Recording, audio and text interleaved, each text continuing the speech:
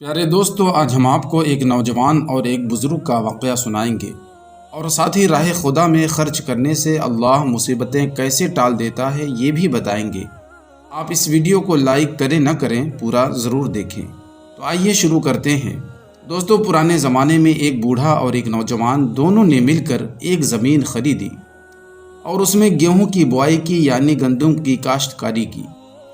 کھیتی جب پک کر تیار ہو گئی اور کٹائی ہو چکی، دونوں نے اپنا اپنا حصہ تقسیم کرنے کا سوچا۔ تو اپنا حصہ تقسیم کرنے لگے تو بوڑھا اپنا حصہ لیتا اور چپکے سے جوان کی طرف سرکا دیتا اور کہتا کہ شاید اس کی عمر میں برکت ہو اور اسے زیادہ گندم کی ضرورت ہو۔ میں تو بوڑھا ہو چکا ہوں، مجھے زیادہ گندم کی کیا حاجت ہے؟ اور جوان اپنا حصہ لیتا تو چپکے سے وہ بھی بوڑھے کی طرف سرکا دیتا اور کہتا کہ بوڑھا عیالدار ہے، اس کی فیملی ہے، اسے زیادہ گندم کی ضرورت ہے۔ جوں یہ دونوں آپس میں یہ معاملہ کرتے رہے، گندم بڑھتی گئی اور ختم ہونے میں نہ آتی تھی، برکتیں بڑھتی رہیں۔ جب یہ دونوں تقسیم کرتے کرتے تھک گئے تو دونوں نے ایک دوسرے کو اپنی نیت کو بتا دی، تو پتہ چلا کہ برکت ہماری نیک نیتی کے باعث ہے۔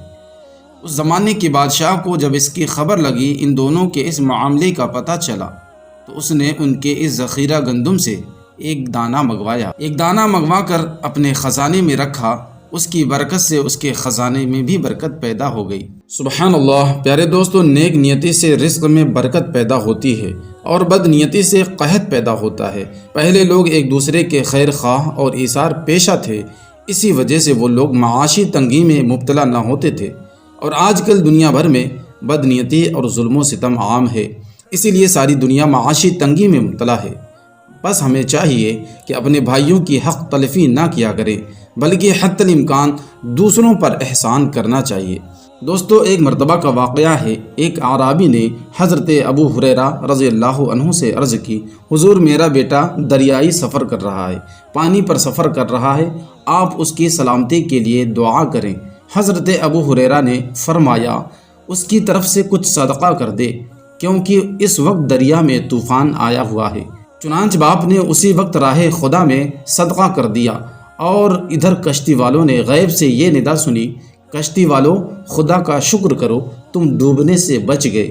اللہ نے اس اعرابی کا صدقہ قبول فرما لیا۔ چند روز کے بعد اعرابی کا بیٹا صحیح و سلامت واپس آ گیا اور اپنے باپ کو اس ندائے غیبی کی خبر سنائی۔ سبحان اللہ!